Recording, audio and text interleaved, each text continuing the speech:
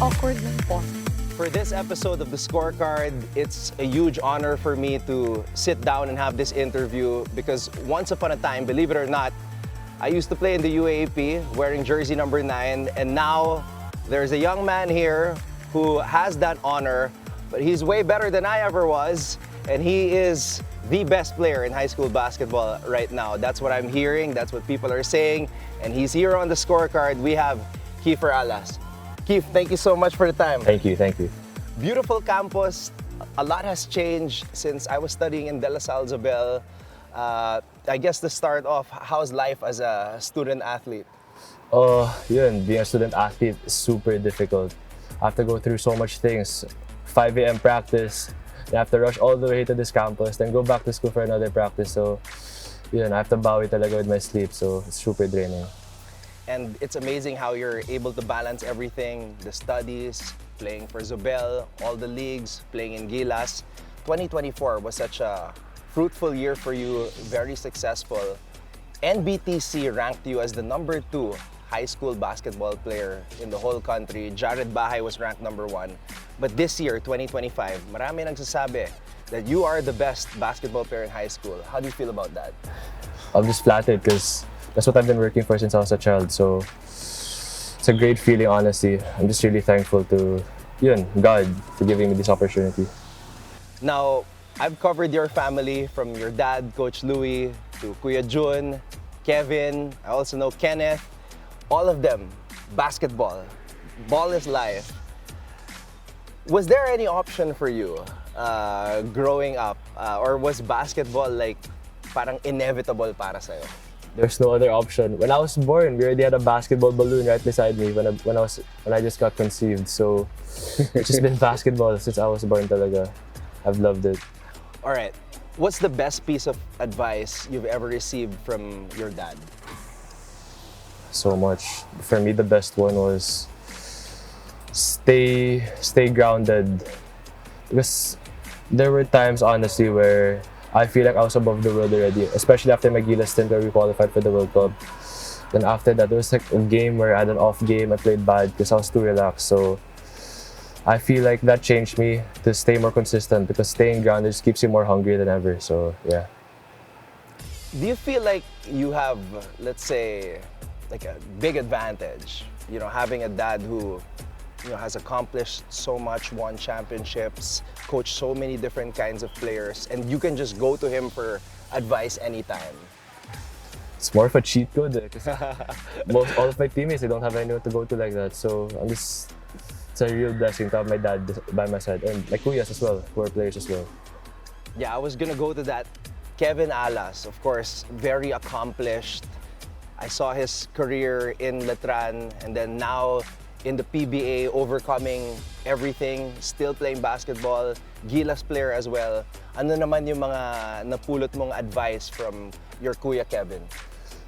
From kuya naman, it's more of an outside basketball standpoint compared to my dad. So he tells me to stay focused, not let anything distract me because there's so much things in the outside that can pull me away from basketball. So I just have to stay focused.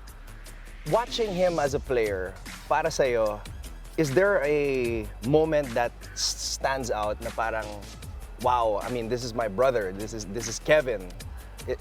Is it a play in a basketball game or anything that he's done in his life? It was a whole game. The Final 4 game against San Sebastian where he scored 43 points. Wow, and you still remember that? I was there, right by the bench. It was a heated game and he just shushed the whole crowd with his 43 points, scoring 10 threes. So that's actually the only game I remember, so it's crazy.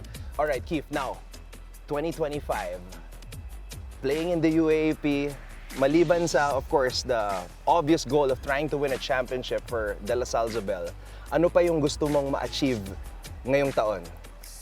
Aside from Isabel, I hope to get a Division 1 scholarship by the end of the year. Aside from that, I want to finish the season with Isabel, winning a championship hopefully, but also with the individual awards as well. Kief, para sa mga nanonood ngayon who might not be familiar with the UAP Juniors Basketball Tournament, for you, who are the high school players right now that are really challenging you and that people should watch? My top 5 opponents, of course, the reigning MVP, Colin Sakoa. And also two other MVP candidates right now. 3 actually. Mark Esperanza, Racine Kane, and Cabs Cabonillas. And also my friend, the shooter from Adamson, Earl Medina. How do you feel about that it's been a while, and how do you think your team will fare this season with the lineup that you have? It's actually been crazy. It's been so long since Isabel won a championship. So actually before the season, that's what Coach Boris told us, to make it more to help us get more hungry before the season, so that we can bring the championship back to Yala Alabang. So right now we're just focused on the Final Four. Just out of curiosity, Keith, sino yung mga paborito mong panoorin na players sa UAAP college level muna? The guy who beat me last year, Jared Bahay. Jared Bahay. Him, Jared, JD Kagulangan. Even though he didn't play in the UAP, but I saw him preseason. Dwight Ramos. Yeah. I love the way he plays. So I just want to model my game after those guys. What about the PBA? Who do you love watching there? Siyempre si Kuya, so Kuya Kevin. So I try to model my game also from him. So aside from the obvious Kevin Alas choice, who do you like watching in the PBA? Actually, new generation, Adrian Nocum. Ooh. The way he plays right now, I just love it. And the way he drives, the way he shoots, it's just beautiful. It's so smooth. All right, in the NBA naman, favorite players in the NBA? New generation again, Shea. Shea, SGA. I just love the way he plays. So, just like Nocum, he's smooth, he can attack the basket, uses his body well. So I try to model my game mostly after SJ. Ang isa sa mga pinag-uusapan and what people are wondering about is where Kieffer Alas will go for in college. You mentioned hopefully get a Division I scholarship. For you, ano yung mga factors that you will have to consider when you one day have to make your choice? I know your dad's in Ateneo right now, so obviously that's a factor because your brother went to Letran when your dad was the coach. So para sa'yo, ano pa yung mga ibang factors that will play in terms of your decision when the time comes? Firstly, yung education. So as a child, my mom taught me to put basketball second all the time. It's always education. So yung studies. So second, I think it's the system. If I fit right into the system, the coach as well. So I hope to go to a school where they welcome me with open arms and where I believe that I can how can I say this? Blossom under their wing. All right. So there you have it, our exclusive one-on-one sit-down with De La Salle Zobel's Kieffer Alas. Keith, thank you so much for your time and all the best this year and in the future.